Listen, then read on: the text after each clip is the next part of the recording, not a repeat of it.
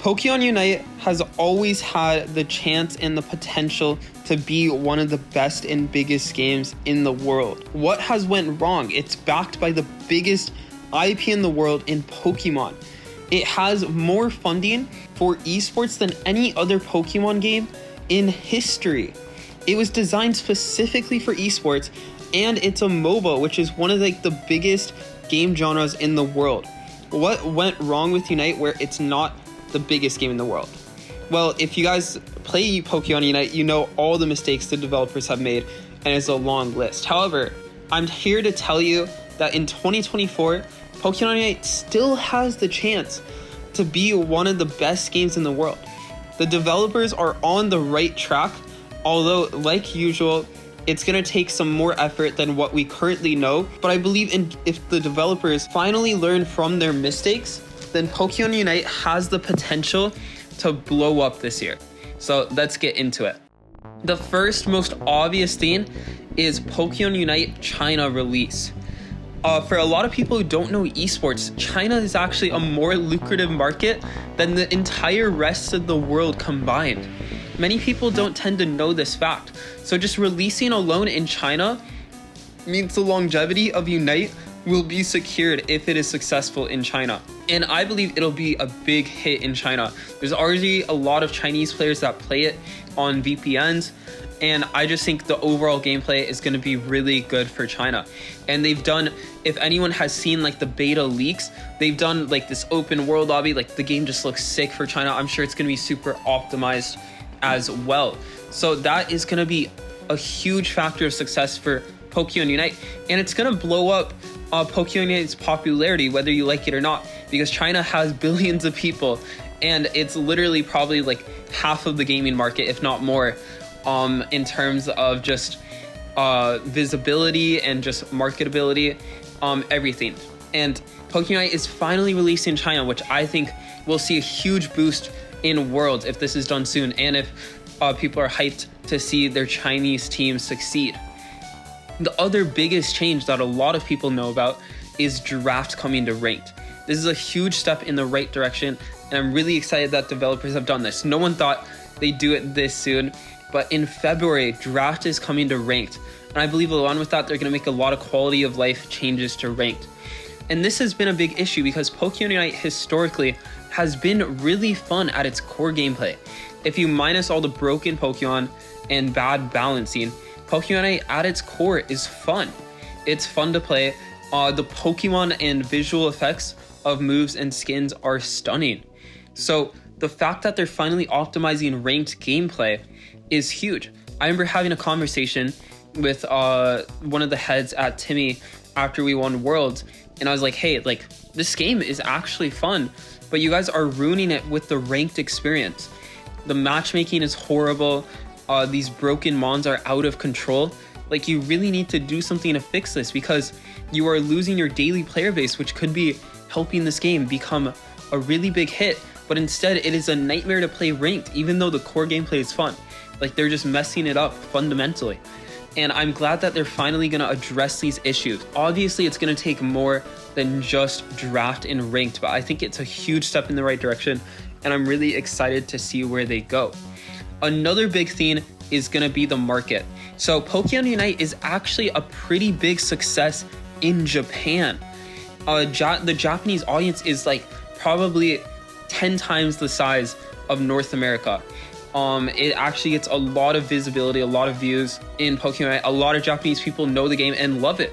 And actually, if you play ranked, it translates, because when we went to Japan for Worlds and we won, just playing ladder there felt like a completely different experience. All the randoms knew how to play, EXP sure they knew how to play lanes. They knew how to better properly play the game. And that was just such a huge difference. And it showed that Japanese fans actually love this game already. But the issue that Pokemon Unite has always had, and I believe a lot of its core issues in the past have led up to this. Let me give some examples. So the pay to win issue. When Pokemon Unite first released, it got a ton of media attention, a bunch of press, but it was marred by one big thing, which was that it was pay to win. And Pokemon Unite, compared to other mobile games, is actually not pay to win at all. it's much less pay to win than other mobile games. I think Supercell games are a prime example. I was a Brawl Stars pro player myself, so Brawl Stars in my experience is 20 times more pay to win than Pokemon. No, like 100 times maybe. But people didn't care because they wanted, they're used to the norm of MOBAs nowadays where it's not a pay to win experience. Like League of Legends, you can just hop on, buy a character. It'll give you enough to buy like your favorite character, whatever you wanted to play, and you'll be on an even playing field in that game right away. And the issue is that League on its launch actually was pay to win for just its normal standard gameplay, but they changed this because the player base didn't want that, and Pokemon Unite just simply didn't realize that. And I think a huge issue of that is that these developers in Japan, they don't have much interaction with the West. They don't have much interaction with North America and Europe. And so in Asia, this is still the norm in a lot of games. But these games were never popular in the West. And the issue is that Pokemon is so popular in the West. It's not only popular in Asia, it's popular in the West. And they're missing like half the world here because they didn't know how to properly market for the West. And this just shows to this day with every single issue of Pokemon not being popular, is they're not marketing at all for the West. To this date, China gets, or not China, like all the Asia regions get tons of official tournaments sponsored by Pokemon, while the West gets nothing. And we have been the 2-time world champions. However, I think this year is their chance to change that because Worlds is going to be in Hawaii. This is their chance to market to the West. And I think if they finally do that properly, there's going to be a lot of steps on the way where they have to do that properly, then the game can finally blow up in North America and Europe. Because how exciting is it going to be? 2-time world champions competing in Hawaii. And if they properly market this to America, it's going to be huge. Because let me tell you, when we were in Japan, they plastered Pokemon Unite on every single billboard. We saw it while we were like eating in restaurants, walking down the streets, just everything. But in America, you don't see anything like that. And it's because they have two separate teams working on Pokemon Unite marketing. One is the Pokemon Unite marketing team, which is just stellar at their job. They love doing their job, you can tell. And the other is the marketing team for the West, which you can tell they do not give a fuck. If you look at the kind of social media for the West, there's literally, it's like bare bones, the bare minimum. And I feel like these employees either don't know what they're doing, or they'd rather be doing the other job and they're just not happy in the current position they are. And this is a huge problem that it's going to need some internal changes to fix and other stuff, but I have faith that at least with this World in Hawaii, that will change a bit. Another big thing is that Pokemon has gradually been making the game less and less pay to win. Yes, I know it seems like it's getting more pay to win with the prices of licenses, but that was like, they started doing that like a year ago. And ever since then, they've been making the game less and less and less pay to win. And even with like the membership being a great deal, a lot of people hate on the membership, but I think it's a good idea. It's really the only way to properly monetize a game like this, right? And at least they haven't thrown it like in your faces too much. But overall, even though they've been making a lot of mistakes, they've still been doing a lot of things right. For example, the balance of the game has been the best it has ever been in 2 years. And they've been making updates, they've been doing developer letters, and really trying to focus on making the quality of life of the game better. And I think this is important.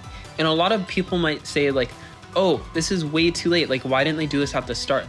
Well, you have to keep in mind that Pokemon as a MOBA releasing in 2021 only had 20 Pokemon, I believe, on the main roster. And that is not enough to compete with other MOBAs. The developers properly recognize that they need to release as many Pokemon as possible. And Pokemon has released the most characters in any MOBA in the world since its launch. I believe on average it's released like one character every 3 weeks since launch. So it's clear that the developers have been super hard at work on Pokemon, just releasing new Pokemon. And sure, it's a valid argument that sure, they could have done a better job balancing while releasing these new Pokemon. But again, like I said, these developers seem very inexperienced. After all, this is the first Pokemon MOBA. So I'm sure it was not intentional, like a lot of people are saying. Yes, they do have like the times where they buff a Pokemon and it's about to get like a big skin or like legendary mons, for example. Like they really wanted to monetize those, make them super hype. And that is really transparent. But people have to realize this is not the developers. This is the people at Tencent, the people at Pokemon, the higher ups that have no clue how the game works, enforcing probably these things that the company wanted onto the game. And the developers are simply doing their best to meet these thresholds by these predatory companies. I believe the developers have been doing their best despite all of that. Believe me, the developers are not the enemy. So please stop viewing them as such. If anything, it's the higher ups at the companies that always meddle with products like this that make it worse. However, despite all that, the game is finally in the best balance, and they said they will stop doing these things, which obviously we can only hope they stop doing it. But if they continue the balance, continue everything they've been doing, I think Pokemon is on such a good track to mainstream success. And all they need now, I believe, is just a little bit of attention. And the release in China, this big Worlds in Hawaii, I think will do just that. Once Pokemon Unite is re-released to the public eye, people realize, hey, there's a ton of Pokemon. Like my favorite Pokemon are here in the game now. There's like close to 60 Pokemon now in the game as opposed to 20 on release. Hey, it's not like so pay to win at all. They have like a great membership plan that like literally makes the game so cheap to play if you want to spend a little bit of money. And the game is just overall balancing is incredible, and the game's actually fun to play. Now, a big part of this is going to be optimizing the solo queue experience, but I think they've done a big mistake because they really haven't focused on solo queue. So my big hope in February, when draft drops in February, it's already confirmed that they will optimize the solo queue experience. Finally make a separate solo queue ladder, add some rewards that will actually be coveted, that people actually want to get, like maybe a skin, and I think the game will do amazing in 2024. And not even to get started on 2025, because just to tell you guys, Esports Engine, which runs the Pokemon World, has a 3-year contract with Pokemon Unite. And I believe with the success of the second year of Worlds in Pokemon Unite, it was a huge success, that this contract will get renewed.